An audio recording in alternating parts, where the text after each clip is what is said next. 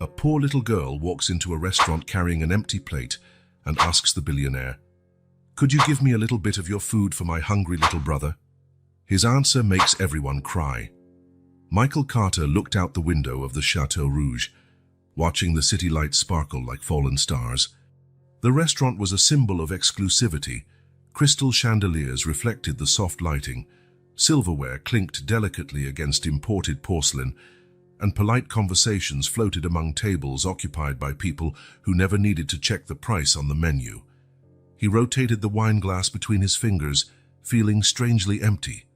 Around him, couples celebrated anniversaries, executives closed deals, all immersed in that world of abundance. Michael had a table for 4, but he was alone. As always. "Sir, would you like to order now?" asked the waiter, appearing at his side with the practiced discretion of employees in places like that. "A few more minutes," Michael replied, not really feeling hungry. That was when he saw her, a tiny girl, no more than 5 years old, dark hair tied in a poorly made ponytail, wearing simple, clean clothes that were clearly worn out. She held an empty plate in both hands, as if it were a precious treasure, and walked between the tables with a determination only very young children managed to have. Disapproving glances followed her as she made her way through the main dining area, completely oblivious to the whispers. The little one stopped at Michael's table, her big brown eyes staring at him fearlessly.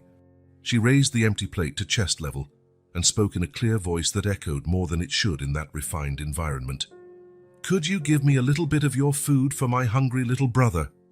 The entire dining room seemed to freeze. Silverware stopped mid-air, conversations died halfway, and every gaze fixed on the unusual scene. The maitre d' moved quickly, approaching with determined steps. "Young lady, this is a private establishment. We do not allow—" "Wait!" Michael's voice cut off the maitre d'. He looked at the girl, so small and yet so brave. "Where is your brother?" "Outside." She pointed to the door with her chin without lowering the plate. "He's 3 and he's really hungry. He's crying." For a moment, Michael was no longer at the Chateau Rouge. He was somewhere else, a long time ago, back when he was a skinny boy looking through a restaurant window, his stomach hurting with hunger, while people on the other side of the glass ate without even savoring what they had on their plates. "What's your name?" Michael asked, returning to the present. "Emily," she replied, clutching the empty plate even tighter. "Emily," he repeated, and something inside him shifted, like a long closed door being forced open. "Go get your brother. You two will have dinner with me." The maitre d' took a step forward. "Mr. Carter, with all due respect—" "Jacques," Michael interrupted, his voice low but firm, "set my table for 3, and bring the children's menu." Emily blinked several times as if trying to understand. "We don't have any money," she said with the straightforward honesty of a very young child. "I know," he simply replied. "Go get your brother." When she left, whispers erupted throughout the restaurant. Michael Carter, the man who appeared on the cover of Fortune 500, was inviting 2 street kids to dine in one of the most exclusive restaurants in the city. The maitre d' looked like he had swallowed a whole lemon. 2 minutes later, Emily returned, pulling along an even smaller boy by the hand, with the same dark hair but red, teary eyes. He seemed frightened by the environment and was partially hiding behind his sister. "This is my brother," Emily said protectively. "What's his name?" Michael asked, indicating the seats for them to sit. "Peter," she answered, helping her brother climb onto a chair that was too tall for his little legs. The waiter brought the menus, but Michael had already decided. "Bring a soup to start, then spaghetti with meatballs for the children, and the steak for me, and all the house sides." He looked at the kids. "Do you like dessert?" Peter, who had been silent until then, nodded timidly, still hiding behind his sister. "And chocolate ice cream afterward," Michael finished. When the food arrived, Emily and Peter ate as though they had never seen food before. Soup dribbled down Peter's chin as he tried to use a spoon too big for his small hands. Emily struggled to help her brother while also trying to eat her own meal. Michael didn't correct them. He remembered all too well what it was like to have an empty stomach for so long it began to ache differently. "Where are your parents?" Michael asked as they tackled the main course. Our mom died, Emily answered without pausing, tomato sauce staining her face. Her voice was strangely direct for a child so young. And our dad left. He abandoned us after she died. It's just me and Peter now. Michael sensed there was something odd in her reply, but he didn't push it. He let the children eat in peace, noticing how Emily, so small, always made sure her brother was well served before focusing on her own plate. When the ice cream arrived, the children's eyes widened at the size of the servings. Peter ate so fast he got ice cream headache, as Emily explained, pointing to her brother's furrowed forehead.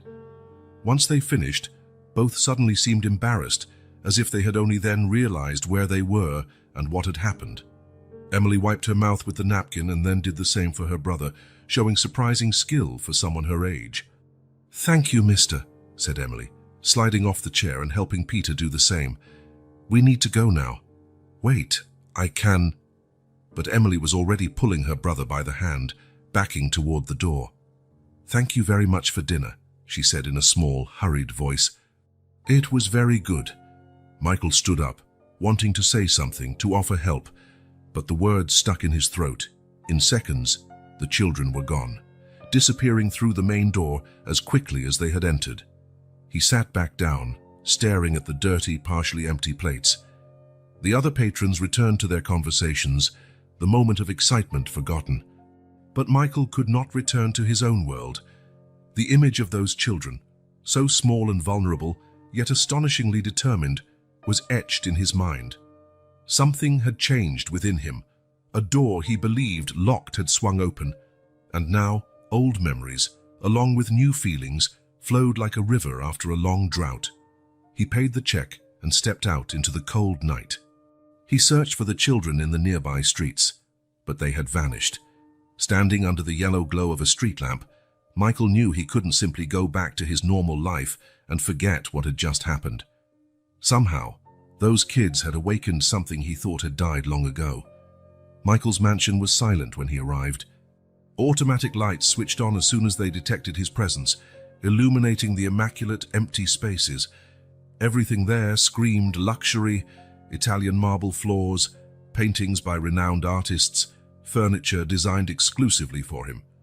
He tossed his jacket over the couch and loosened his tie. Tonight, the mansion's walls seemed to close in on him. The faces of Emily and Peter appeared every time he shut his eyes. The tiny girl with that adult-like determination in her gaze, the frightened boy hiding behind his sister, and that empty plate, raised so hopefully. "They're okay," he muttered to himself, pouring a whiskey. "They probably have somewhere to stay." But he knew he was lying to himself. Emily's words echoed in his mind. "Our mom died, and our dad left. He abandoned us. Abandoned children. Alone on the streets." Michael sat in the huge leather armchair, gazing out at the illuminated garden through the window. The house, which had cost millions, suddenly seemed absurdly large and empty. He closed his eyes. The children's faces melded with other, older, more painful memories. He was 8 years old. Rain poured heavily, and his thin coat did nothing to shield him from the cold. His mother was too sick to work, and the little money they had was gone. They hadn't eaten in an entire day. "Go to that restaurant and ask for something, Mike," his mother had said in a weak voice. "Tell them it's for a sick woman."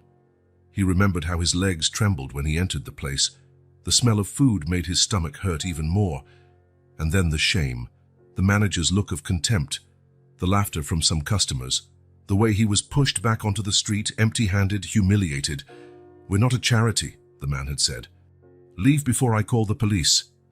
Michael opened his eyes, his heart pounding. How could he have forgotten? How could he become part of that same world that once rejected him so cruelly? Years of single-minded focus on building his fortune, of a determination to never go hungry again, had gradually erased the boy he once was. In his pursuit to never again be that starving child, he'd lost something essential. The empathy he had once sworn never to abandon. He recalled the promise he'd made to himself long ago. "If I ever have money, I'll never ignore someone who's hungry." A broken promise, not by a single action but by years of neglect. By choosing not to see what was happening around him while he built his empire, Michael headed upstairs, but he knew he wouldn't be able to sleep. Lying in his king-size bed with Egyptian cotton sheets, he felt more uncomfortable than ever. His body was tired, but his mind wouldn't stop. Where were Emily and Peter now? Did they have a roof over their heads? Were they cold? Hungry? The hours passed slowly. On the digital clock beside the bed, the numbers changed. 11:47 p.m., 12:21 a.m., 1:36 a.m., 2:52 a.m. He dozed off a few times, only to awaken startled by dreams in which he heard the children calling for him. In other moments, he was a child again, pleading for help and being ignored. He remembered a particularly cold night when he slept under an overpass with his mother because they had nowhere else to go.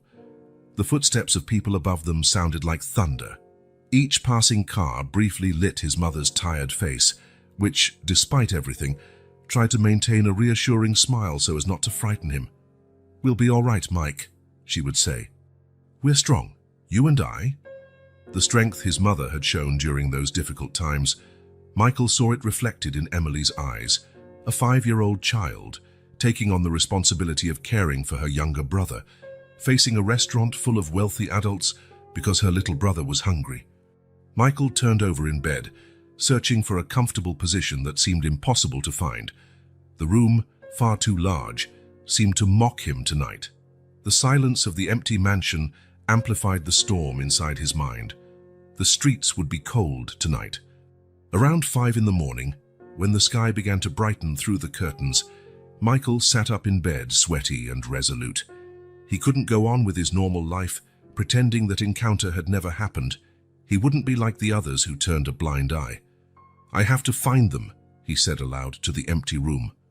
Michael got up and walked to the window, opening the curtains. The city was slowly waking up on the horizon, a rosy hue starting to paint the sky. Somewhere out there, 2 small children were facing the world alone. He couldn't remember the last time he had felt something so strong, so clear. It wasn't just guilt over his past, nor just compassion for their present. It was the absolute certainty he needed to do something, that the meeting hadn't been a coincidence.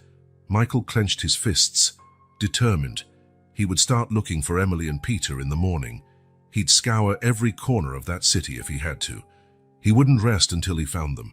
He looked at his reflection in the glass, superimposed over the awakening city. "You made a promise once," he told himself. "It's time to keep it." The sun had barely risen when Michael parked in front of the Chateau Rouge. The restaurant was still closed to customers, but he could see movement inside, staff preparing for another day of impeccable service. Michael knocked on the service door. A young man opened it, frowning when he saw him. "We're not open yet, sir." "I'm not here to eat," Michael interrupted. "I need to speak to someone about 2 children who were here last night." The young man looked confused for a moment, until he recognized Michael. "You're Mr. Carter, right? The one who invited those kids to dinner?" Michael nodded, feeling a spark of hope. "Do you know anything about them? The girl of about 5, the boy of about 3? "No, sir, I only saw them in here." Minutes later, Jacques, the maitre d', appeared, adjusting his tie. "Mr. Carter, how may I help you? Those children from last night, I need to find them." Jacques raised his eyebrows. "We have no information about them." That kind of incident is not common at the Chateau Rouge. The word incident made Michael press his lips together, but he held back. Did anyone see where they went after they left? Perhaps the staff at the entrance. Jacques called over a man passing by. "Pierre, did you see where those children went last night?" The man stopped, thinking. "I think they headed toward the park, sir. The girl was pulling the boy by the hand." Michael's heart sped up. "Which park?" "Lafayette Park, 2 blocks away, then left." "Thank you." Michael turned to leave, but Jacques stopped him. "Mr. Carter, if I may ask, why such interest in these children?" Michael looked at the maitre d'. "Because I made a promise to myself, a long time ago, that if I ever had the means, I wouldn't turn a blind eye to those who need help." Lafayette Park was larger than he'd expected. Green space, a small lake, a playground, and several benches. Michael began walking around, his eyes scanning for any sign of Emily and Peter. After 20 minutes with no success, he approached an older man feeding pigeons. Good morning. I'm looking for two small children, a 5-year-old girl and a 3-year-old boy. The girl has dark hair and is very protective of her little brother. Have you seen them here? The man shook his head. Haven't seen kids like that. But lots of people pass by here. Michael continued his search, stopping joggers, maintenance workers, and mothers with children. No one had seen Emily and Peter. He decided to expand the area. Leaving the park, he walked through adjacent streets, entering shops and cafes to ask around. His simple appearance, jeans and a casual jacket, helped him not draw too much attention, but he still received suspicious looks when he inquired about the children. "Why are you looking for these kids?" asked a grocery store owner, eyeing him warily. "I met them yesterday and they seem to be in trouble. I want to help." The woman gestured in a certain direction. "There's a small encampment under the Madison Bridge. Sometimes homeless people stay there." Following her advice, Michael noticed how the scenery changed the farther he got from the Chateau Rouge area. Buildings became less grand, the sidewalks more cracked, garbage more visible. The contrast was startling. Just a few blocks away from the restaurant where he'd spent hundreds of dollars on a meal, people lived in extreme poverty. Madison Bridge spanned a small, polluted river. Beneath it, Michael found a small makeshift camp, tents made of tarps and cardboard, some old mattresses, belongings tied in plastic bags. 3 men sat around a small makeshift fire. They looked at him with distrust as he approached. "Good morning," he said, keeping some distance. "I'm looking for 2 children, a girl of 5 and a boy of 3. Have you seen them here?" A gray-bearded man answered, "What do you want with them?" "I met them yesterday. They seem alone. I want to help." The men exchanged glances. The bearded one spoke. "Haven't seen any kids here, but there's a shelter about 3 blocks east. Sometimes kids go there for food." "Thank you." Michael offered them some money. "For breakfast." The man accepted the bills. "You're rich, aren't you? I can tell by your shoes. They're too new." Michael glanced at his own feet. Even after choosing his simplest clothing, his shoes still gave him away. "I used to be poor," he said honestly. "I know what it's like." The man let out a short laugh. "No, you don't. Once you forget, you don't really know anymore." The words struck him hard. Michael nodded and walked away in the indicated direction. The shelter was a simple building with a worn-out sign. Hope House, Shelter and Soup Kitchen. A few people were having breakfast served by volunteers. The smell of cheap coffee and bread mingled with the smell of disinfectant. Michael approached a middle-aged woman who seemed to be in charge. "Good morning. I'm looking for 2 small children who might have come by. A 5-year-old girl named Emily and a 3-year-old boy, Peter." The woman studied him with experienced eyes. "And who are you?" "My name is Michael Carter. I met these children yesterday and I'm worried about them. They seem to be alone." "Mr. Carter, we respect the privacy of those who come here. If the children were here, I can't just give information about them to a stranger. I understand and respect that, but they're very young children, alone on the streets. The girl said their mother died and their father abandoned them." The woman's expression softened. "What do you plan to do if you find them?" "Make sure they're safe, that they have a place to stay, food, the basics." "Do you work for any organization?" "No, it's just me." "Mr. Carter, if these children truly are alone, the proper procedure would be to contact social services." Michael felt a pang in his chest. Social services meant bureaucracy, likely separation of the siblings. "I have the resources," he said quietly. "I can help them without involving the system. At least for now." The woman studied his face. "I haven't seen children matching that description in recent days, but there are other shelters around the city." Michael spent the next several hours continuing his search, going into more establishments, talking to more people. The answers were always the same. No one had seen the children, or they didn't remember. As the day wore on, Michael found himself in parts of the city he had never visited before. Narrow alleys, abandoned buildings, people sleeping in cardboard boxes. The poverty had always been there, just a few miles from his world of luxury. How had he ignored it for so long?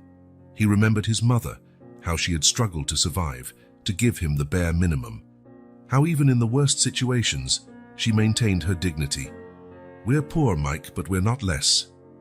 Around noon, exhausted and frustrated, Michael stopped at a small diner to get something to eat. While waiting for his sandwich, he studied a map of the city on his phone, mentally marking areas he had already searched. The day passed with no results. When night fell, Michael realized he needed a more systematic approach. For a moment, he considered offering a reward, putting up ads, hiring private investigators. With his money and influence, he could mobilize considerable resources. But something made him hesitate. Drawing too much attention might scare the children away. And involving the authorities could lead to Emily and Peter being separated by the system. He decided it was best to continue searching on his own. He returned home, tired but determined. Tomorrow would be another day. "I'm not giving up," he told himself as he drove. "I'll find them." The next morning, Michael left even earlier. The sky was overcast, threatening rain. He returned to the same neighborhood, but this time with a different strategy. He focused on places where homeless children might look for food, small eateries, restaurant back doors, spots where leftover food might be discarded. He entered a modest bakery and showed a photo on his phone. He'd asked the Chateau Rouge's security for camera images showing Emily and Peter. "I've seen these little ones," said the lady behind the counter, adjusting her glasses to see the image better. "The girl came by yesterday, really early. She asked for leftover bread, but said she had no money. I gave it to her anyway. She looked so hungry." Michael's heart pounded. "Do you know where they went afterward?" "No, but they show up here from time to time. If they need food, this street has several places that give out leftovers." Michael thanked her and followed the street she indicated. The sky darkened, and a light drizzle began to fall. He pulled up his hood, wondering how Emily and Peter might be shielding themselves from the cold and rain. After almost an hour walking in the drizzle, he entered a small Chinese restaurant to take shelter. It was nearly empty, save for an elderly man eating soup in a corner. The owner, an Asian woman in her mid-50s, came to assist him. Michael showed her the photo on his phone and told his story. "Oh yes," the woman exclaimed, pointing toward the back door. "That girl comes almost every day. I always set aside leftovers for her little brother. She's very polite, always says, 'Thank you.' Actually, they were here about 20 minutes ago." Michael nearly dropped his phone in excitement. "Do you know where they went?" "They usually go that way," she pointed toward a side alley. "I think they take shelter there when it rains." Thanking her quickly, Michael went back out into the now heavier rain. The alley was narrow, flanked by old, run-down buildings. Some entrances were boarded up, while others seemed partially occupied. He walked slowly, checking every doorway, every entry. Rain ran down his face, soaking his clothes. The cold seeped into his bones, and he wondered how such small children endured this day after day. Then he saw them. In the gap between two buildings, under a makeshift roof made of scraps of cardboard, were Emily and Peter. They were huddled close together, trying to stay dry from the wind-blown rain in their precarious shelter. Emily had her arms around her brother, and a thin, dirty blanket covered them both. Peter looked pale, his lips slightly blue from the cold. Michael felt a lump in his throat. He approached carefully, not wanting to scare them. "Emily," he called softly. The girl looked up quickly, eyes wide with fear. When she recognized him, she looked confused. "You're the man from the restaurant," she said, pulling her brother closer protectively. "Yes, it's me. Michael, remember? I've been looking for you." Emily frowned suspiciously. "Why?" "Because I'm worried," Michael answered honestly, crouching down to their level. "You shouldn't be out here all alone, especially in this cold." Peter coughed, a weak, worrying sound. His eyes were half closed, as if he were very tired. "Is he sick?" Michael asked, the concern evident in his voice. Emily hesitated, then nodded. "He's been coughing since yesterday, and he's really cold." Michael slowly reached out to the boy, touching his forehead. It was hot, a stark contrast to his cold cheeks. "Emily, he needs help. Both of you need to get out of this cold, have a hot bath, real food." The girl seemed torn between fear and necessity. "We don't have anywhere else to go. I have a big house with empty rooms," Michael said gently, keeping his voice calm. "You can stay there." I have food, warm clothes, and we can take Peter to a doctor. Emily looked from her brother to the pouring rain, then back to Michael. Are you going to call the police? No, Michael promised. I just want to help you, like I did at the restaurant. Remember how good that hot meal was? Peter coughed again and Emily pressed her lips together, making a tough decision.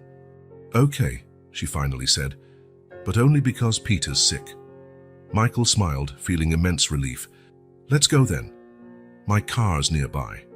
He took off his jacket and wrapped it around Peter, lifting the boy into his arms. He was alarmingly light for his age. Emily stood, still clutching the thin blanket around her shoulders. Ready? Michael asked. She nodded, far too serious for a 5-year-old. She took the hand he offered, her small fingers cold against his palm. They walked through the rain to Michael's car. Emily observed everything intently, clearly scared but determined not to show it. Once they arrived, Michael settled Peter in the back seat, still wrapped in his jacket, and helped Emily up. You're going to be all right now, he said, turning the heater on full blast, I promise. As he drove through the city, Michael glanced at the rearview mirror occasionally. Emily sat tense, staring out the window as though memorizing the route. Peter had fallen asleep, his breathing slightly labored. They looked so small and vulnerable in the back seat. Michael gripped the steering wheel. For the first time in years, he felt he was doing something truly important. It wasn't about money, power, or success. It was about 2 children who needed help, the same kind of help he'd once needed and never received. The rain continued to fall as they left the narrow streets and entered the wealthier part of the city. Emily watched through the window, eyes widening at the tall buildings and luxurious homes. A completely different world from hers. Is it far? She finally asked, breaking the silence. No, we're almost there, Michael replied, feeling a strange nervousness. I think you'll like my house. There's plenty of room, and my housekeeper, Helena, makes the best soup in the world. Emily didn't answer, but her gaze reflected a mix of fear and hope, the look of someone who learned too early not to trust adults, but still couldn't fully silence the desire to believe. The gates of Michael's mansion opened automatically as the car approached. Emily pulled the blanket tighter around her shoulders, her eyes huge at the sight of the enormous house that appeared ahead. It looked like a fairy tale castle with large windows, imposing columns, and a garden so impeccably manicured it almost didn't seem real. You live here? She asked, her voice barely audible. Yes, Michael answered, parking in front of the main entrance. It's too big for just one person, don't you think? Peter woke up when the car stopped, looking around in confusion. His cough sounded worse than before. The mansion door opened even before Michael stepped out of the car. Helena, the housekeeper, appeared with a worried expression.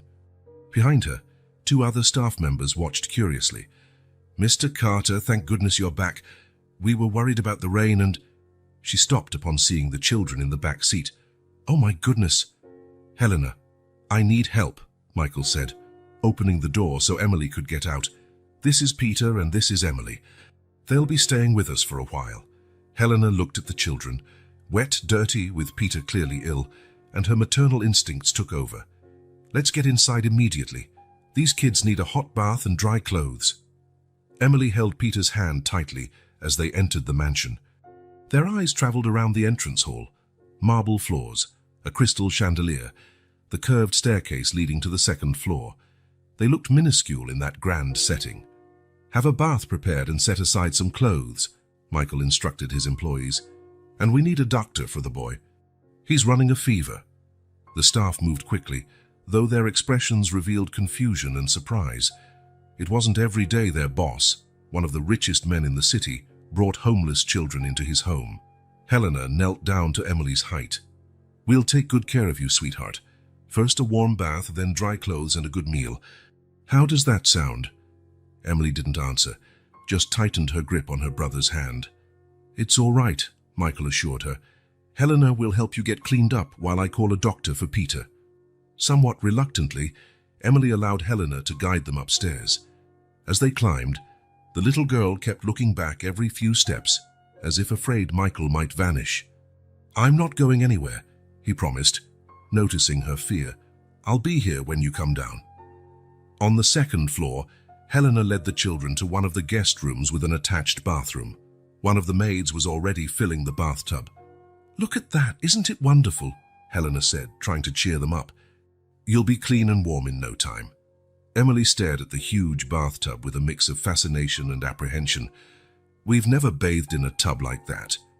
"Well, today's your chance," Helena smiled. "May I help you?" After some hesitation, Emily nodded. Helena helped them undress, silently shocked by how thin they both were and by the small bruises on their bodies, marks of a harsh life on the streets.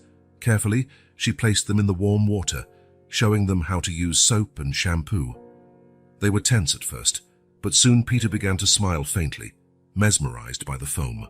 Emily stayed on guard, as if expecting something bad to happen at any moment. Meanwhile, downstairs, Michael was on the phone with his private doctor. "I need you to come immediately. It's an emergency," he explained. "A 3-year-old boy, possibly with pneumonia or something similar." The doctor promised to arrive in under half an hour. Michael hung up just as his personal assistant James arrived, looking visibly concerned. "Mr. Carter, what's going on? Helena called saying you brought children into the house." Michael took a deep breath, realizing how strange the situation looked from the outside. "Yes, 2 children who were living on the streets. The boy is sick, and I couldn't leave them out there in this rain, especially with him coughing." James adjusted his glasses, clearly uncomfortable. "Sir, I understand your concern, but there are proper procedures for these situations. Shelters, social services." "No," Michael said firmly. "We're not involving bureaucracy, at least not yet. They're staying here." "Mr. Carter, with all due respect, this could lead to legal complications.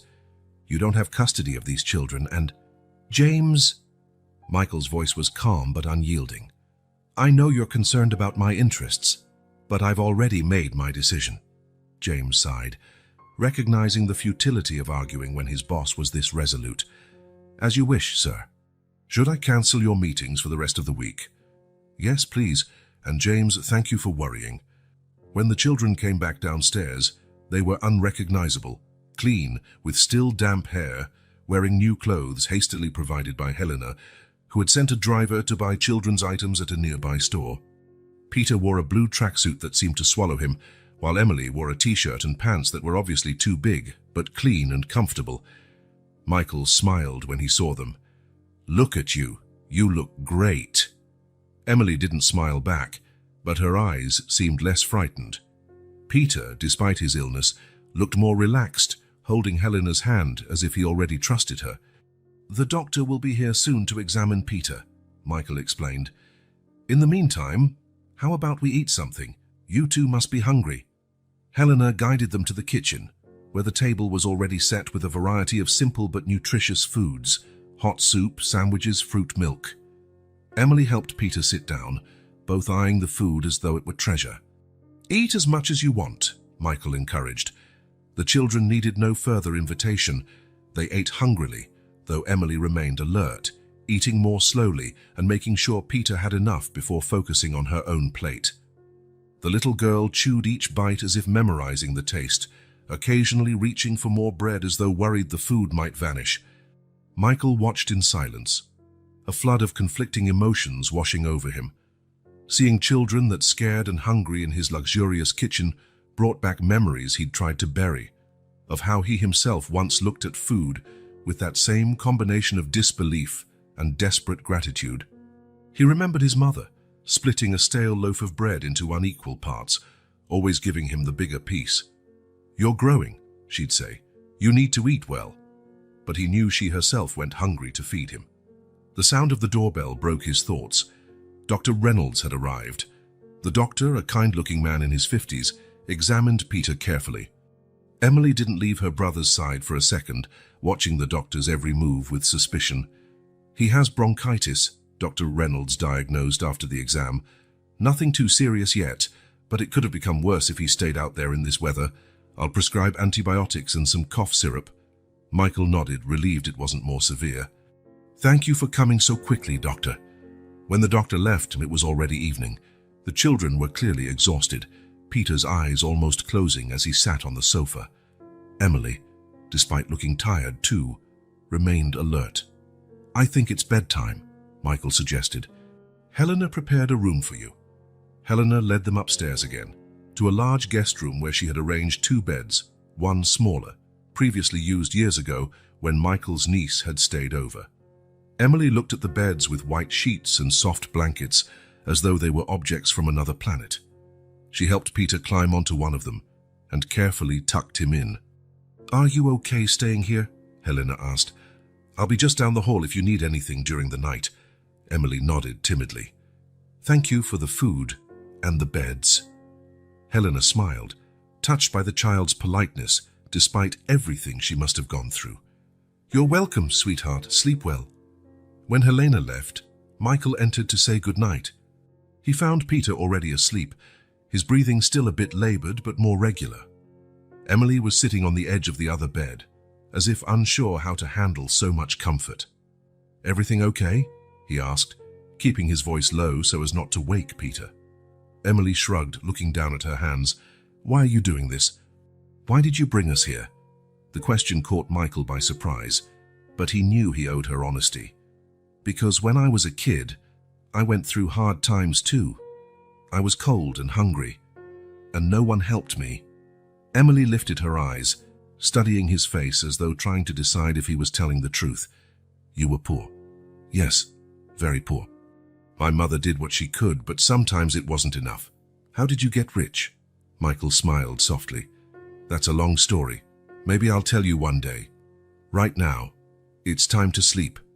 He moved closer to tuck her in, but stopped, noticing she was still tense. Instead, he just pulled the blanket up so she could grab it whenever she felt ready. "Good night, Emily. I'm glad you're here." When Michael left, Emily finally lay down. The mattress was so soft she felt like she was sinking. The sheets smelled clean, a scent she barely remembered. It was so different from the places she and Peter had slept in recent months. Cardboard boxes, building alcoves, corners of shelters when they were lucky.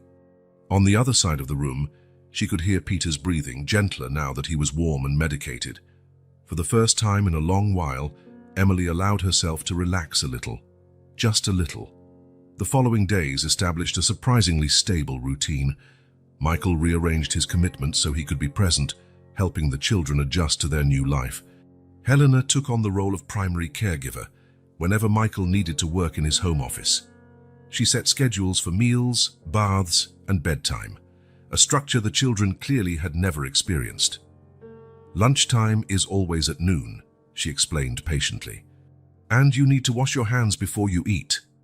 Emily found all these rules strange, but she tried hard to follow them, grateful for everything they were receiving.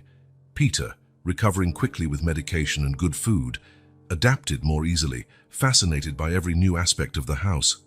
"Look, Emily," he exclaimed, pointing to the huge TV in the living room. "It has cartoons." On the 3rd day, Michael found Peter in the garden, playing with Max, the golden retriever usually kept with the gardener. The boy giggled every time the dog licked his face, a sound Michael realized he'd never heard before. Emily, however, remained cautious. Michael found her several times looking out the window, as if planning an escape. Or maybe, he thought, just making sure the outside world still existed. The household staff was divided in their reactions. Some, like Helena, embraced the children wholeheartedly. Others kept their distance, clearly uneasy about the unusual situation. James, Michael's assistant, did not hide his concern. "Mr. Carter, the company board called 3 times today. They're questioning your absence from meetings." "Tell them I'm dealing with personal matters," Michael replied, signing documents in his office. "Sir, with all due respect, this situation is irregular. You should consult a lawyer about custody of these children. There are legal protocols." "I understand, James." Michael lifted his eyes from the paperwork. "I'll deal with it when the time is right." Later that day, while Michael was checking emails, he received a call from Thomas Welford, his main business partner. "Michael, what on earth is going on?" Thomas's voice sounded irritated over the phone.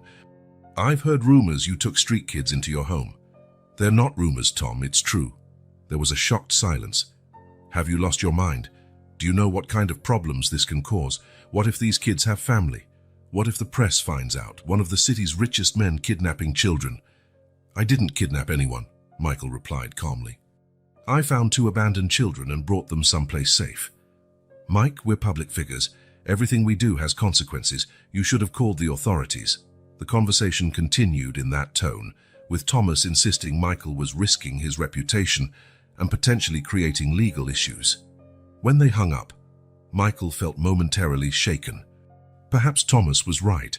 Maybe the proper solution was to turn the kids over to social services, where trained professionals could look after them. That night, as he walked down the hallway to his room, Michael stopped at the door to the children's room. Peter was sleeping soundly, his color healthy again. Emily, however, was awake, sitting on the bed, hugging her knees. "Can't sleep?" he asked, quietly stepping inside. She shook her head. "I was thinking." "About what?" "About when we'll have to leave." Her words hit Michael like a punch. In his world, people rarely spoke so directly and honestly about their insecurities. "Emily," he said, sitting on the edge of the bed, "you're not going anywhere unless you want to." She searched his face in the semi-darkness. "Really? Really? But what if you get tired of us? Our dad got tired." Michael felt a flash of anger at the man who had abandoned these children, followed by an absolute certainty in his heart. "I'm not going to get tired of you. I promise." Emily didn't respond immediately, but something in her expression shifted, a tiny spark of hope. Maybe, "Peter likes it here. He likes the dog. And you? Do you like it?" She shrugged. But it was a less defensive gesture this time. "It's nice to always have food." Michael smiled, recognizing that admission as the small but significant step toward trust that it was. Hours later, with all the mansion lights off, Michael was still awake. Thomas's and James's words echoed in his mind, blending with images of Emily and Peter.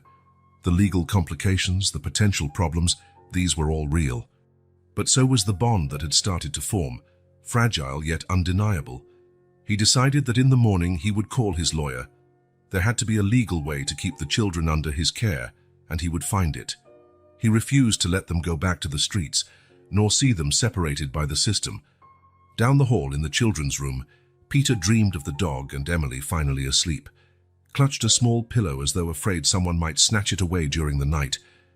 But for the first time in a long while, their faces held the peacefulness of those who feel, at least temporarily, safe. Rain pelted against the mansion's windows, casting restless shadows on Michael's bedroom walls. He tossed and turned, trapped in a nightmare too vivid to be just a dream. In the nightmare, he was a child again, skinny, wearing clothes too big and shoes full of holes. He stood at the door of a huge house, knocking and begging for help. His mother was sick. They needed food. The people inside the mansion looked right through him, as though he were invisible, or worse, like a stain on their landscape that they preferred to ignore. "Please," the young Michael pleaded in his dream, "just a little bit of food. Anything." Then, in a cruel twist, he was no longer the begging child. He was the adult inside the luxurious home, turning his back on a small girl holding an empty plate in her hands, and behind her, a boy trembling with cold. Michael woke up with a start, heart racing, body covered in a cold sweat. For a moment, he was disoriented until the familiar shapes of his room came into focus in the dim light. He glanced at the clock, 3:42 a.m. He sat up in bed, running his hands over his face. It wasn't the first nightmare since he'd brought Emily and Peter into his home. Their presence was unearthing memories he had stashed away in some dark corner of his mind. Memories that his financial success and comfortable life had dulled but never truly erased. How could he forget? How could he live all these years in his bubble of privilege, knowing there were children, just like he had been, suffering on the streets, going hungry, cold, and scared? It was as though he had built a wall between the boy he'd been and the man he had become. And now that wall was crumbling down. Michael stood and walked to the window.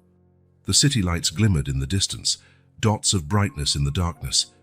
Somewhere out there, how many children were going through what Emily and Peter had gone through? How many just needed a chance? like the one he eventually got. I can change that, he murmured to himself. I have the power to make a difference now. The next morning, Michael found Emily alone in the kitchen. The girl was on her tiptoes, trying to reach a box of cereal in the cabinet. He approached silently and grabbed it for her. "Thank you," she said, not looking directly at him. After a week in the mansion, Emily seemed a bit less tense, but she still maintained a guarded reserve that tugged at Michael's heart. "Where's Peter?" he asked, handing her a bowl. "He's still sleeping. He was coughing a bit at night, so I gave him the medicine the doctor said." Michael watched as she carefully poured cereal into the bowl, as though counting each flake. Even with abundant food available, Emily ate like someone who knew hunger, never wasting anything, always saving some for later. "You've always taken good care of him, haven't you?" Emily shrugged. "I have to take care of him. I'm the older sister." "And who took care of you?" The question seemed to catch the girl off guard. She was quiet for a moment, stirring the cereal with her spoon.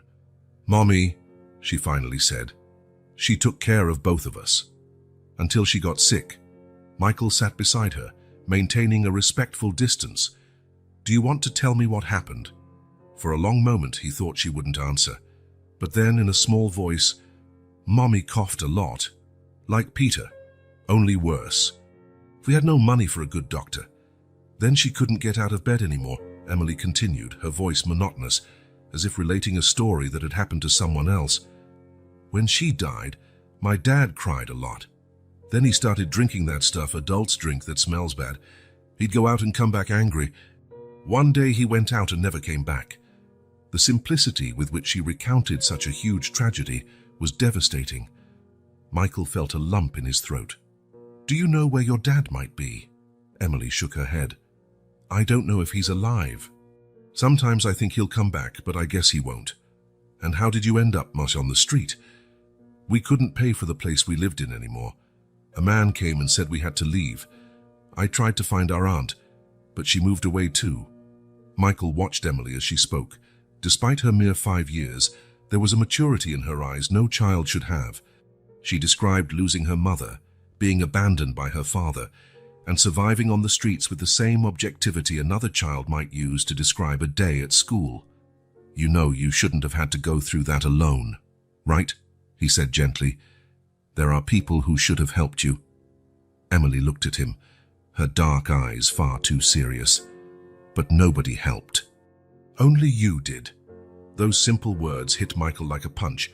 How many times could he have helped someone and didn't, too busy with his acquisitions, his deals, his pursuit of more and more? Later that same day, Michael was working in his home office when his phone rang. Thomas again, sounding even more annoyed than before. "Michael, the board is demanding your presence at tomorrow's meeting. I can't keep making excuses for you." "Tom, I've already explained I'm dealing with an important personal situation." "Those kids," Thomas's voice grew more agitated. "Mike, this is out of control. We're about to close the biggest deal of the year, and you're playing babysitter to 2 street kids." Michael felt a cold anger flare inside him. "Don't talk about them like that. Look, I'm not trying to be insensitive, but you need to focus on what really matters. If you want to help underprivileged kids, do what everyone does. Donate to a charity and move on. It's not that simple." "Actually, it's exactly that simple," Thomas retorted. "I'm speaking as your friend and partner of over 15 years. You're jeopardizing everything we worked for because of a burst of social consciousness." "The shareholders are starting to ask questions, Mike." The conversation continued like that for several more minutes, Thomas alternating between appeals to reason and veiled threats about the consequences of Michael's continued absence. When it ended, Michael stared at the wall, lost in thought. He knew Thomas had a valid point from a business perspective. The company wouldn't stop just because he'd changed his priorities. Millions were at stake. Hundreds of jobs hinged on decisions only he could make. But for the first time in his career, Michael found he couldn't bring himself to care as he once had. Since Emily and Peter had entered his life, it was as if a curtain had been pulled back, revealing the emptiness of his previous existence. What did a few more millions mean when he already had more money than he could spend in 10 lifetimes? What difference did another building with his name on it make? By late afternoon, Michael found the children in the garden. Peter ran around chasing Max, laughing as any 3-year-old should. Emily sat on the grass, watching her brother with a small but genuine smile, the first Michael had seen on her face. That was when he knew, with a certainty he'd never felt before, not even during the most critical business deals of his life. No matter the personal or professional cost, he wasn't going to abandon Emily and Peter. He wouldn't hand them over to an impersonal system that would likely separate them. He wouldn't back down on his promise. Because for the first time since he became wealthy, Michael Carter felt he was truly making a difference. Not with donation checks or philanthropic interviews, but directly, personally. And that feeling was worth more than any business deal in the world. 2 weeks had passed since Emily and Peter arrived at the mansion. Peter had fully recovered from his bronchitis, running around the house with the boundless energy of a 3-year-old. Emily, though still reserved, was gradually lowering her guard, at least when she thought no one was watching. Michael observed the children's changes with a mix of joy and concern. They were undeniably healthier. They'd gained weight, their once pale cheeks now a healthy pink. But he noticed they both still bore invisible scars from their time on the street. Peter continued hiding pieces of bread in his pockets during meals, as if worried the food might run out at any moment. Emily still woke up in the middle of the night to check on her brother, a habit formed by months of protecting him outdoors. That morning, while having breakfast, Michael had an idea. The kids needed more than physical safety and material comfort. They needed positive experiences, new memories to start overshadowing the painful ones. Emily, Peter, he called to them at the breakfast table. How would you like to do something different today? Peter, his mouth full of pancakes, looked up in curiosity. Emily, more cautious, waited for him to continue. I thought we could go somewhere special. Out of the city. Lots of open space and maybe even some animals to see. Why? Emily asked, always direct. Is it a holiday? No, Michael said with a smile. It's not a special date or anything, just a good day to spend together, a day that can be special just for us. Peter clapped his hands, already excited about the possibility of an adventure. Are we going to see animals? Yes, probably some animals. What kind of place? Emily pressed, still not convinced. I have a small property outside the city, not a big farm, just a cottage. There's a little lake, some forest trails, lots of room to run and explore. Peter's eyes sparkled with excitement. Even Emily seemed interested, though she tried to hide it. And when do we come back? She asked, demonstrating that constant worry about the future that broke Michael's heart. Later today, or we can spend the night if you like it. The house is simple but comfortable. Emily looked at Peter, who was practically bouncing in his seat, then back at Michael. I guess that would be nice, she finally said, allowing herself a small smile. An hour later, Michael's car pulled away from the city, following a winding road that climbed through the hills. The children stared out the windows, fascinated by the changing scenery. Buildings gave way to green fields and eventually a thick forest. Look, Emily, Peter exclaimed at each new sight. A cow! Look at all those trees. The sky is bluer here. Emily took it all in, just as intently, though she was quieter in her enthusiasm. Michael noticed she seemed to relax more as the city fell behind them, as if each passing mile lightened her burden. Michael's property stood on a small hill surrounded by trees on all sides, except for a clearing with a lake view. The house was modest compared to his mansion, a wooden structure with large windows and a wraparound porch. We're here, he announced, parking in front of the house. Before the car had fully stopped, Peter was already undoing his seatbelt, eager to explore. Emily helped him down, holding his hand tightly while looking around and absorbing every detail. It's so quiet, she commented, noting only the rustle of wind in the trees and the occasional bird call. That's one of my favorite things about this place, Michael agreed. No horns, sirens, or traffic noise. He opened the house, which was clean and aired out. He'd asked the caretaker to prepare it the day before. It was cozy, with simple but comfortable furniture, a stone fireplace, and large windows framing the scenery like living pictures. How about we explore outside a bit before lunch? Michael suggested, after the children had taken a quick look around. Peter was already at the door before he could finish the sentence. Emily followed, still holding her brother's hand, but walking with a lighter step than usual. Michael guided them along a gentle trail curving around the lake. The day was perfect, sunny with a cool breeze. He carried a small backpack with water, snacks, and a first aid kit, more as a precaution than a necessity. "What kind of fish is that?" Peter asked, pointing at a ripple in the lake. "Probably a trout," Michael replied. "There are many in this lake. Sometimes I come here to fish. Can we go fishing?" Peter's eyes lit up at the idea. "Sure. I didn't bring the gear today, but we can come back another day just for that." The mention of another day didn't escape Emily, who looked at Michael with an expression that was hard to decipher, hope mixed with caution, as if she didn't want to fully believe in the possibility of a stable future. They continued walking, with Michael pointing out different kinds of trees, birds, and plants. Peter soaked it all up with a child's natural curiosity, asking 1,000 questions. To Michael's surprise, Emily began showing interest too, especially in the wildflowers dotting the path. "That one's pretty," she said, kneeling to examine a tiny blue blossom. "That's a forget-me-not," Michael explained. "They're also called Don't Forget Me." "Don't forget me," Emily repeated softly, as if testing the words. They reached a small clearing overlooking the valley, and Michael spread out a picnic blanket he'd brought. They sat to eat sandwiches and fruit that Helena had prepared before they left. "I like it here," Peter declared between bites. "Can we stay here forever?" His innocent question hung in the air. Michael glanced at Emily, whose expression closed off again. "Well, this is my weekend house," Michael answered carefully. "But we can come here anytime you like." "But we'll still live at your big house," Peter pressed. "Yes, that's the plan," Michael confirmed, noticing how Emily watched him closely for reassurance.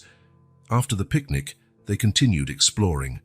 Michael took them to a small creek where they spotted tadpoles and tiny frogs.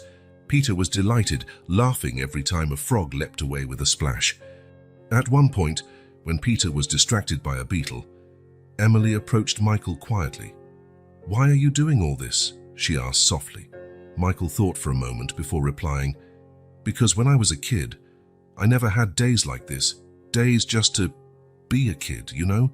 To explore, to play, not to worry about anything. I want you to have that." Emily nodded slowly. "Do you think we deserve it?" The question caught him off guard. "Of course you deserve it, all children do. Even if we're from the streets." Michael felt a tightening in his chest. He knelt down to her level. "Emily, you're not from the streets. You never were. You're children who went through hard times, that's all. You deserve every good thing life can offer." Something shifted in her expression, a shadow lifting, if only a little. She didn't smile, but her eyes lost some of their premature hardness. Later that afternoon, they found a wild apple tree loaded with small sweet fruit. Michael showed them how to check for ripeness and helped them pick a few. "These apples taste different," Emily remarked, biting into one. "Sweeter than the ones from the store." "That's because they're picked at just the right time, not early," Michael explained. "Most store fruit is picked before it's ripe, so it lasts longer on the shelves." They continued along the trail, now with pockets full of wild apples. When they began to tire, Michael suggested heading back to the house. The afternoon passed peacefully. Michael lit a fire in the fireplace, not because it was cold, but for the simple pleasure of watching the flames dance. They sat on a soft rug in front of it, where he started teaching the children a simple card game. Peter soon lost interest in the cards and turned to some toys Michael had brought, wooden blocks and small plastic animals. Emily, however, proved to be a quick learner, soon winning more rounds than she lost. "You're smart," Michael commented, after she won for the third time in a row. She shrugged out, but she couldn't quite hide the pride. "I like games where you have to think. Have you ever been to school?" he asked, taking advantage of the moment of openness. "A little, before Mom got sick. I liked math." Michael made a mental note to look into schooling options for the kids. Emily was clearly bright and eager to learn, despite the circumstances that had deprived her of formal education.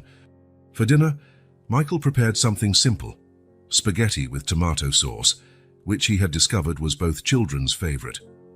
They ate on the porch, watching the sun set behind the hills, painting the sky orange and pink. "The sky's on fire," Peter remarked, wide-eyed. "It's just sunset," Emily explained, though she too watched with fascination. After dinner, Michael took out 3 flashlights and proposed a small adventure. "How about we go for a short walk to see the stars? Away from the city lights, the sky is amazing at night." Peter, despite being tired, was immediately excited. Emily looked hesitant. "Isn't it dangerous to walk in the dark?" "We won't go far, just up that little hill," Michael assured, pointing, "and we have flashlights." He handed them each a flashlight, and they stepped into the mild evening. The air was fresh, filled with night sounds, the chirping of crickets, the occasional hoot of an owl. When they reached the top of the small rise, Michael suggested turning off the flashlights. After a moment's hesitation, the children complied. Darkness enveloped them for a moment, until their eyes adjusted. Then, as if a veil had been lifted, the sky above emerged in all its glory, a tapestry of stars so dense and bright it seemed unreal. "Wow," Peter whispered, genuinely speechless for the first time that day. Emily remained silent, her face turned upward, completely enthralled by the sight. The starlight reflected in her eyes, and Michael realized he'd never seen her so relaxed, so childlike. "There are so many," she finally said, her voice full of wonder. "More than we can count," Michael agreed. "In the city, with all the lights, we can't see half of them." They stayed there for a while, just staring at the sky. Peter eventually yawned, leaning against Michael's leg in a gesture of natural trust that would have been unthinkable a few weeks before. "I think someone's ready for bed," Michael said softly, turning his flashlight back on. They returned to the house, Peter almost asleep on his feet, holding onto Michael's hand on one side and Emily's on the other, an unspoken bond that neither adult missed. Back inside, Michael helped the children get ready for bed in the cozy bedroom with 2 small beds he'd prepared. Peter fell asleep almost instantly, worn out from the day's adventures. Emily Corn, however, sat on the edge of her bed as if she had something to say. "Are you okay?" Michael asked, sitting in a nearby chair. She nodded, looking down at her hands. "Today was nice. I'm glad you liked it." "Michael," she began, using his name without hesitation for the first time, "thank you for all of this." Something in her tone suggested she meant more than just that day's outing. "You don't have to thank me, Emily. It's a pleasure to share this with you." She looked at him then, her dark eyes serious. Nobody cared like this after Mom died." Michael felt a lump in his throat. "Well, I do care, a lot." Emily nodded, as if she'd made an important decision. "Good night, Michael." "Good night, Emily. Sleep well." Later, sitting alone on the porch, watching the same stars that had amazed the children, Michael reflected on the day. He couldn't remember the last time he had felt so peaceful or so in the moment. Not even his greatest professional achievements, the multi-million-dollar company acquisitions, the construction of his financial empire, had given him the simple joy he felt upon seeing Peter's delight at a frog or Emily's wonder at the starry sky. It was as though, in trying to give the children something they had never experienced, he himself had received an unexpected gift, the rediscovery of a genuine human connection, something money couldn't buy. The bond forming between them was still fragile, built on uncertain ground. He knew challenges lay ahead, legal questions, red tape, perhaps even the reappearance of their absent father. But at that moment, under the starry blanket of the night, and with the soft sound of 2 sleeping children within the house, Michael felt a deep certainty that they were on the right path. That special day was only the beginning. The dining room table in Michael's mansion, usually reserved for occasional business dinners, had been turned into a makeshift office. Stacks of forms, documents, and files lay spread out in a pattern only Michael seemed to follow. He ran his fingers through his hair, making it even more disheveled as he reread the same paragraph for the 3rd time. "More coffee, Mr. Carter?" Helena asked, entering quietly. "Please," he replied, not lifting his eyes from the papers. "It feels like the more documents I fill out, the more they multiply." Helena poured the coffee and glanced at the volume of paperwork. "The custody process is always bureaucratic." When I adopted my niece after my sister's death, I went through something similar. Michael looked up, surprised. I didn't know you adopted someone, Helena. It was many years ago, sir. She's in college now. Helena smiled. And it was worth every form, every interview, every headache. The housekeeper had become Michael's greatest ally in pursuing provisional custody of Emily and Peter.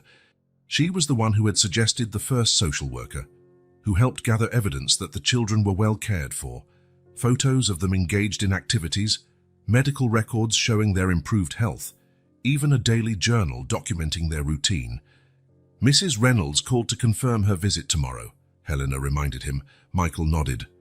Patricia Reynolds was the assigned social worker, a serious, meticulous woman who had already made 2 preliminary visits. Tomorrow would be the formal home evaluation. I've prepared the children's room, Helena continued, and James managed to get those school documents you requested. James D., Michael's assistant, had surprised everyone by becoming an unexpected supporter. After his initial resistance, he ended up actively assisting, using his contacts to speed things up and gather information. It's more efficient to handle this properly than to keep resisting, he explained, when Michael expressed surprise at his change of heart. Not all staff were as enthusiastic, though. Through Helena, Michael knew some still questioned the children's presence. Mr. Donovan asked how much longer the kids will be here, Helena said, referring to the chauffeur who had served the Carter family for more than a decade. He said he finds it inappropriate having children running around the garden he's tended for years. Michael took a deep breath. That garden has never been so well used. Gardens are made for children to play in, not just to be admired. I told him something along those lines, Helena said with a slight smile. At that moment, a patter of small footsteps sounded in the hallway, followed by childish laughter. Peter burst into the room, followed by Emily, who walked more calmly but with a faint smile on her face. "Mike! Mike!" Peter called, using the nickname he'd recently adopted for Michael. "Look what I made." He held up a piece of paper covered in colorful scribbles that could, with some imagination, be seen as a human figure holding 2 smaller figures. "It's you, me, and Emily," Peter explained proudly. Michael took the drawing with the reverence he might show a masterpiece. "It's amazing, Peter. Let's hang it on the fridge." Peter grinned and ran off to show the drawing to Helena as well. Emily walked up more slowly to the table, eyeing the papers curiously. "That's a lot of papers," she observed. "Yes, it is," Michael agreed. "I'm filling out forms so you can officially stay here." Emily's eyes widened a bit. "Is it like adoption?" Michael hesitated, choosing his words carefully. "For now, I'm asking for provisional custody. That means I'll have legal permission to take care of you while your father's situation is clarified." Mentioning her father made Emily tense up. She glanced at Peter, who was busy showing Helena his drawing, and lowered her voice. "Do you think he'll show up?" "I don't know, Emily. The social workers have to make an effort to find him." "It's part of the process." She nodded thoughtfully. Michael could almost see the gears turning in her young but all too grown mind. "And if he does show up," she asked finally, "will we have to go with him?"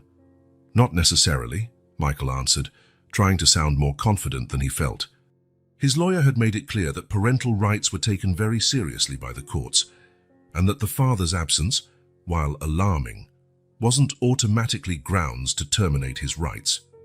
"Emily," he said softly, "I want you to know I'll do everything I can to make sure you and Peter stay safe and happy, no matter what happens." She studied his face for a moment, as if searching for any sign of dishonesty or hesitation. "You promise?" "I promise." Emily looked at the papers again. "We're not bothering you. There's so much for you to do. So many papers." Michael felt the familiar ache in his chest, an odd blend of tenderness and pain he often felt when Emily spoke. "You're not bothering me, Emily. Never. You're—" He hesitated, unsure how to express what he felt without scaring her. "You're very important to me. These papers are just formalities." "It's worth it." Peter came running back, cutting the moment short. "Helena said we can make cookies. Can we help?" Emily glanced at her brother, then at Michael, as if asking permission. Michael smiled. "Of course you can. Show me what you bake afterward." As the children went off with Helena, Michael returned to the forms, now more determined than ever. Each signature, each document brought him one step closer to ensuring a stable future for Emily and Peter. That night, after the children were asleep, Michael received a visit from his lawyer, Alan Mercer, a middle-aged man with a reputation for achieving the impossible in family law cases. "How are we doing?" Michael asked, offering him a whiskey.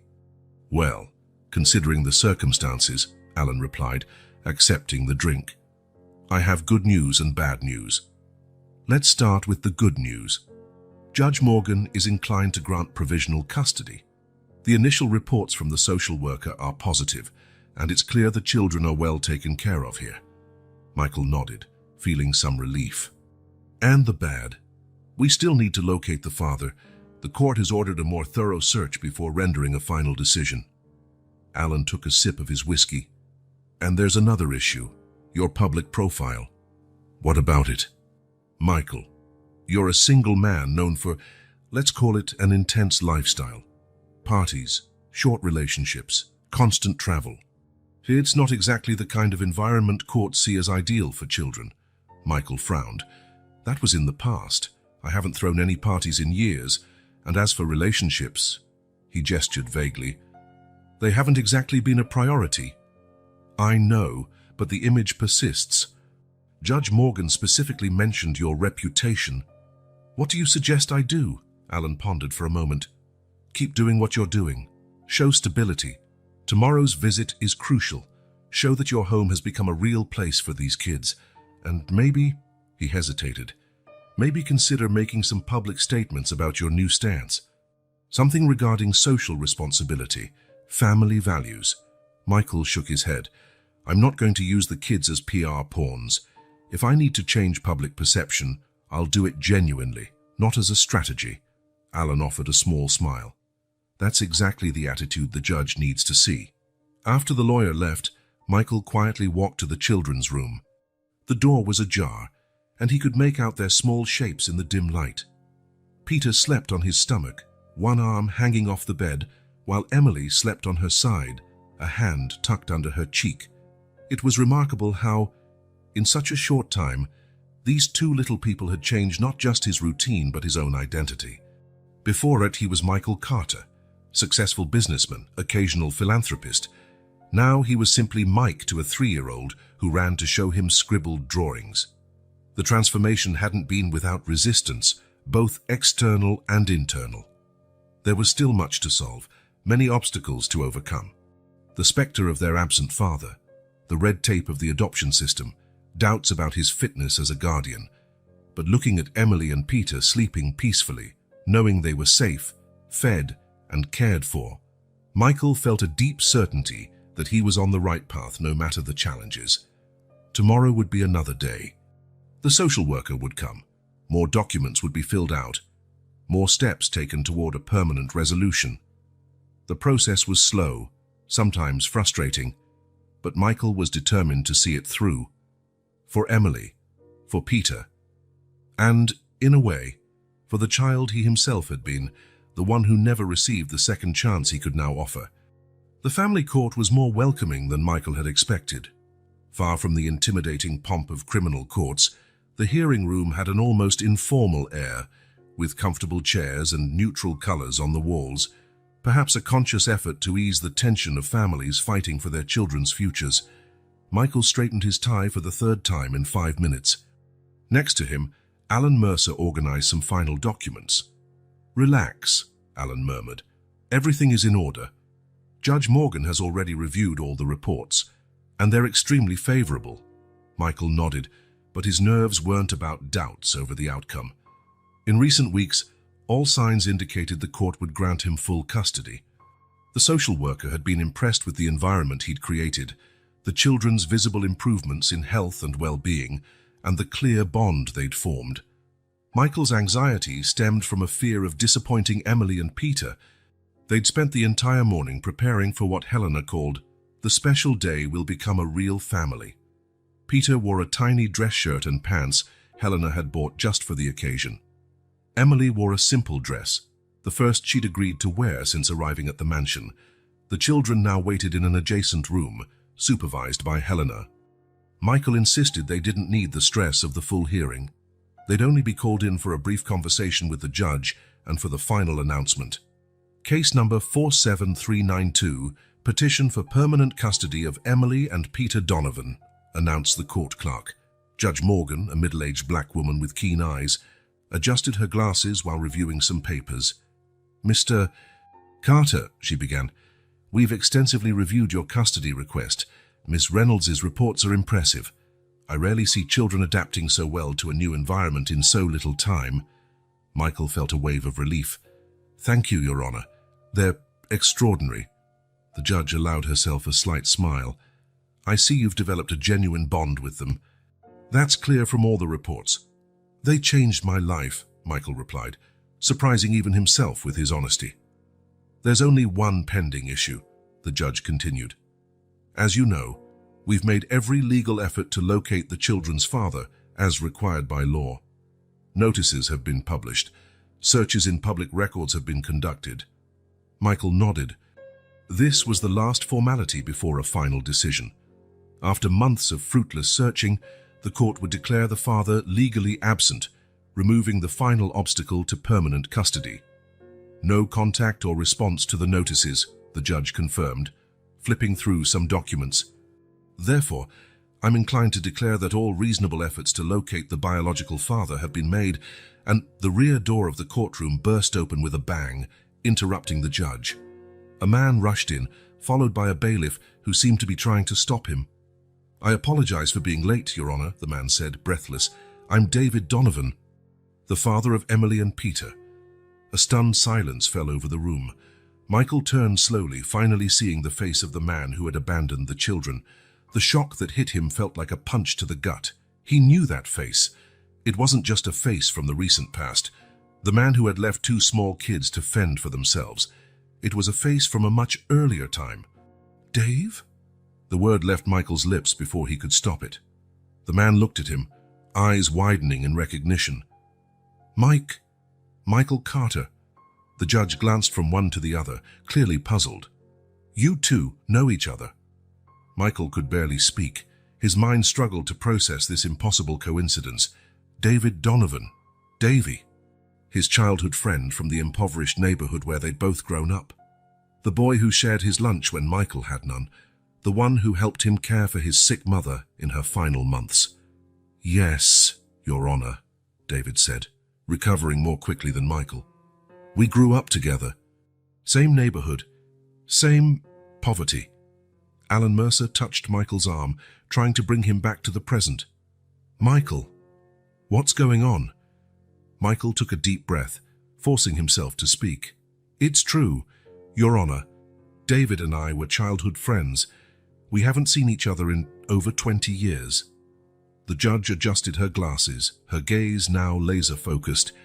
"This is, at the very least, an extraordinary coincidence, Mr. Carter. Were you aware the children you're trying to adopt are your old friends?" "No," Michael answered honestly. "Emily never mentioned her father's last name, and David is a common name. There was no reason for me to make the connection." David remained standing, looking uncomfortable near the entrance. He looked different from the boy Michael remembered. Older, of course, and worn down by life. Deep lines creased his face, and his eyes held a fatigue that went beyond lack of sleep. Yet he was still Davy, without a doubt. "Mr. Donovan," the judge addressed him, "please take a seat. We have much to discuss." David walked to the table opposite Michael's. Their eyes met briefly, and Michael saw a mixture of shame, regret, and something else, maybe hope. "Mr. Donovan," the judge said, "are you aware that you abandoned your children about 8 months ago, leaving them in an extremely vulnerable situation?" David lowered his head. "Yes, Your Honor.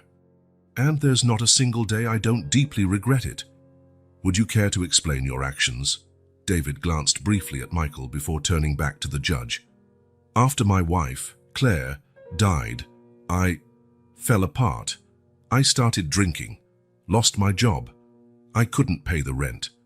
Every time I looked at my children, I saw her face and I couldn't bear it." He paused, visibly struggling to maintain his composure.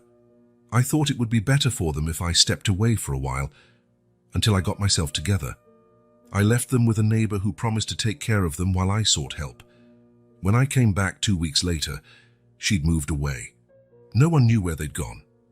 And then, the judge pressed, I spent months searching. I went to the police, shelters, walked the streets. Finally, I saw one of the legal notices in the paper with their names. I came as fast as I could. Michael looked at his old friend, trying to reconcile the loyal boy he once knew with the man who had abandoned his own children. It was a difficult reconciliation. Mr. Donovan, the judge continued, do you understand that during your absence, your children lived on the streets? They went hungry, endured the cold, and your 5-year-old daughter had to take responsibility for your 3-year-old son. David's face twisted with pain. I didn't know. I never imagined the neighbor would leave them. So I never wanted this to happen. Intent and outcome are different things, Mr. Donovan, the judge replied, firm but not unkind. The fact remains that your children suffered immensely because of your actions. The judge turned her attention to Michael. Mr. Carter, this turn of events has completely changed the nature of this case. The biological father not only appeared, but also has a prior connection to you. We need to address this carefully. Michael nodded, feeling oddly detached, as though witnessing the scene from outside his own body. I'm going to call the children in, the judge decided. They need to be informed of these developments, and I'd like to observe their reaction to seeing their father. Minutes later, Helena entered with Emily and Peter. They smiled upon seeing Michael, but those smiles froze when they noticed the stranger at the other table. Peter was the first to react. He tilted his head as though trying to recall something important. Emily, on the other hand, stood rooted to the spot, the color draining from her face. Dad! The word came out as a whisper. David stood slowly, tears shining in his eyes. Emily! Peter! I found you. What followed was a moment of pure emotional confusion. After a brief hesitation, Peter ran into his father's arms, his childhood memory overriding the trauma of abandonment. Emily remained where she was, gripping Helena's hand like an anchor in a storm. You left, Emily said, her voice small but accusing. You abandoned us. I know, sweetheart, and I'm so sorry. More sorry than I can ever explain, David replied, holding Peter against his chest while extending a hand toward his daughter. I came back to find you, but I couldn't. Emily looked at Michael, her eyes pleading for guidance, for answers. Michael felt his heart splitting in two directions. On one hand, he knew what it was like to grow up fatherless. He knew that emptiness. Emily and Peter deserved a chance to have their father back, if he was truly repentant and committed. On the other hand, he'd formed a deep bond with these children. The thought of losing them felt like having a piece of himself torn away.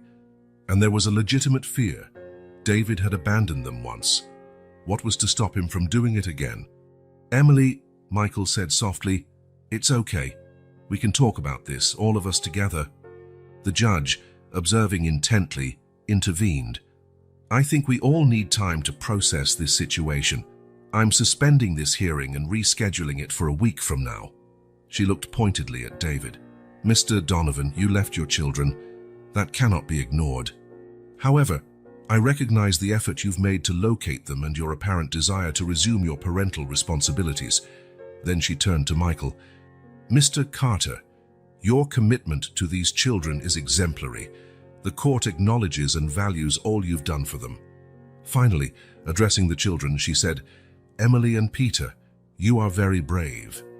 And you should know that every adult in this room wants the best for you. The judge struck her gavel. This hearing is adjourned until next week. I hope that in the meantime, the adults involved can find a solution that truly puts these children's well-being first. The silence that followed felt heavy as lead. Peter still clung to his father, looking confused at Michael, as if wondering why he couldn't have both. Emily finally moved, not toward her father but toward Michael, holding his hand tight. I don't want to go, she whispered, softly enough that only Michael could hear. Nothing will happen that you don't want, Michael promised, aware that it might be a promise he couldn't keep. David looked at them, the pain clear on his face. He had lost his daughter's trust, and regaining that bond, if possible, would be a long, difficult process. As they left the courtroom, the future that had seemed so certain just hours ago was now wrapped in fog. Michael glanced at his old friend, carrying Peter, and at Emily, clinging to his hand as if her life depended on it. The story had taken a turn no one could have foreseen. Now everyone was walking a tightrope between past and future, between what had been lost and what might still be saved. The next 3 months brought transformation for everyone involved. Michael offered David a small apartment in one of his buildings, not far from his mansion. It was modest compared to Michael's lavish home, but far better than anything David could afford on his own at that point. "I can't accept this," David said when Michael made the offer soon after the postponed hearing. "I've already lost my pride by abandoning my kids. I don't want to lose what's left by accepting charity." Michael looked at his childhood friend with a mix of compassion and firmness. "It's not charity, Dave. It's an opportunity for you and for your kids. Besides," he added with a slight smile, "I'll take it out of your salary." And so it was. Michael not only provided housing, but also a job in one of the companies he controlled. Not a high-profile position, but something suitable for David's former skills as a mechanic. It was honest work, with regular hours and a wage that would eventually let him be independent. More importantly, Michael insisted David attend Alcoholics Anonymous meetings and sessions with a grief counselor. The cost was high, but Michael insisted on covering it, seeing it not as a favor to David, but as a necessity for Emily and Peter. "They need a sober father who's emotionally stable," Michael explained. "You owe them that."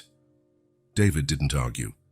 Deep down, he knew Michael was right, and he proved surprisingly willing to do whatever was necessary.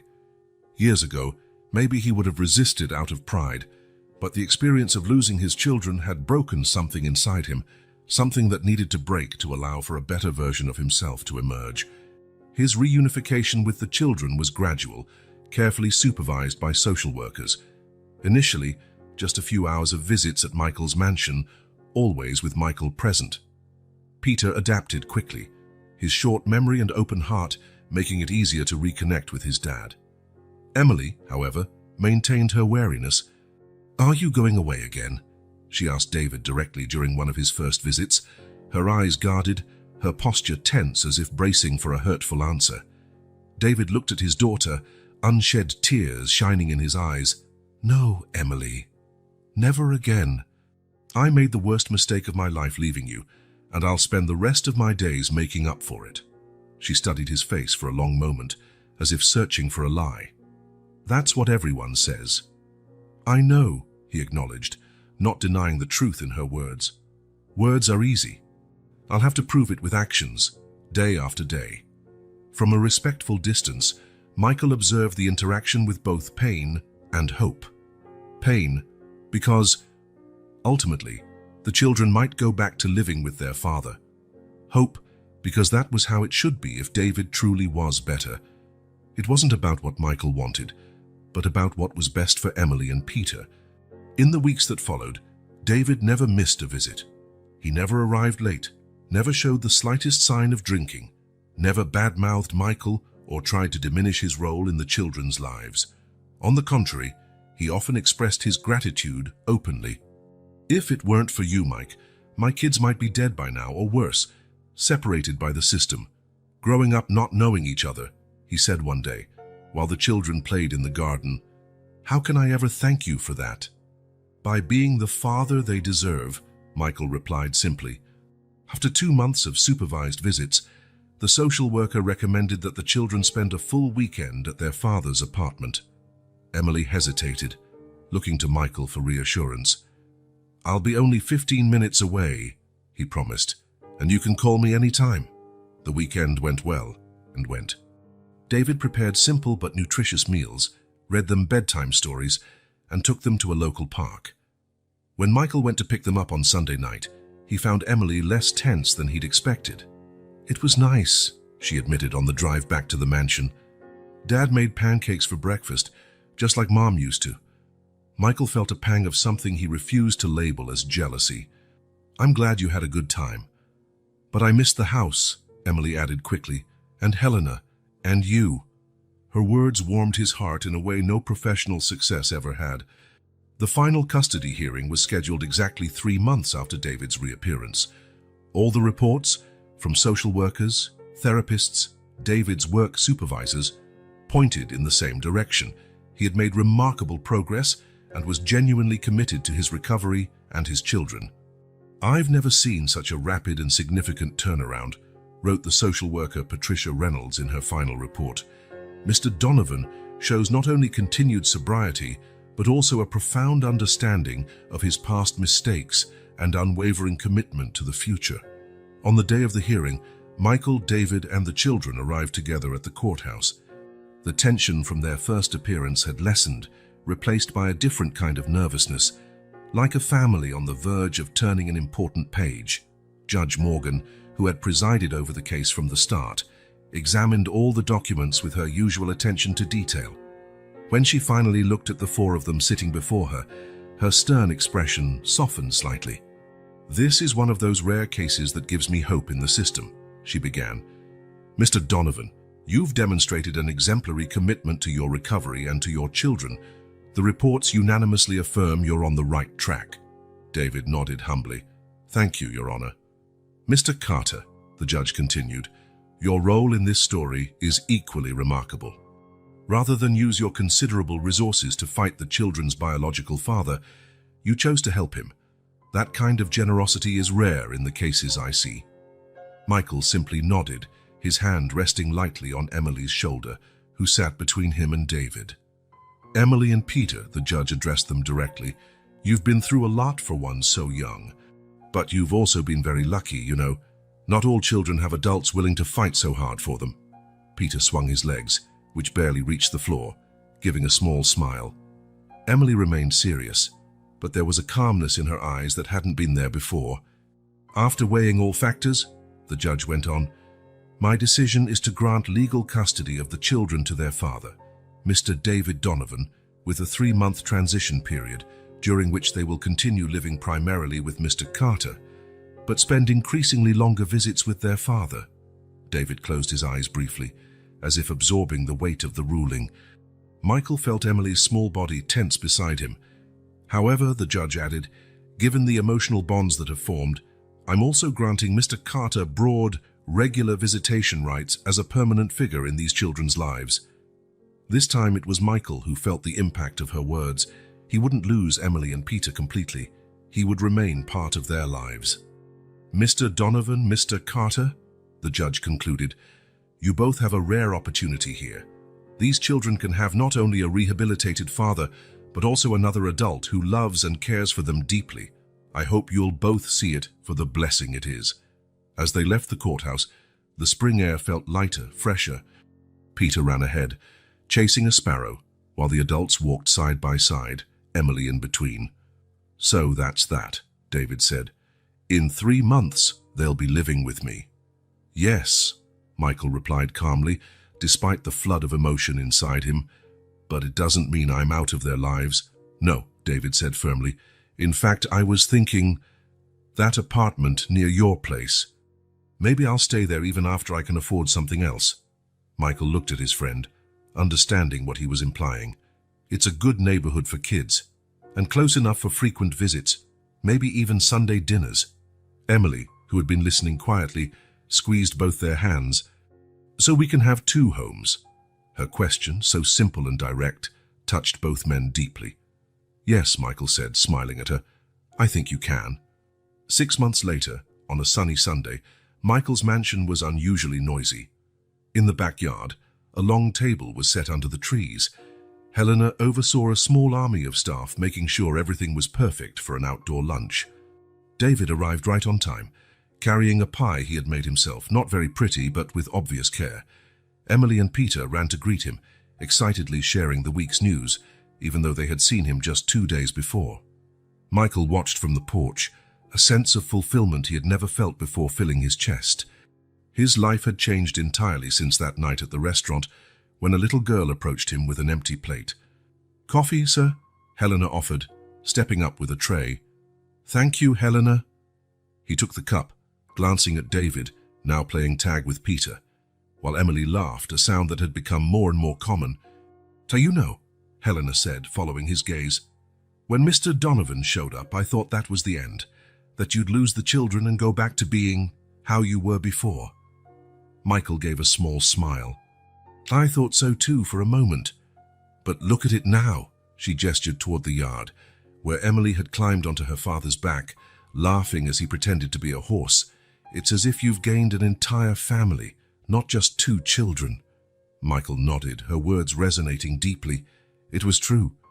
He had gained not only the ongoing presence of Emily and Peter in his life, but also the renewal of an old friendship, strengthened by a shared purpose.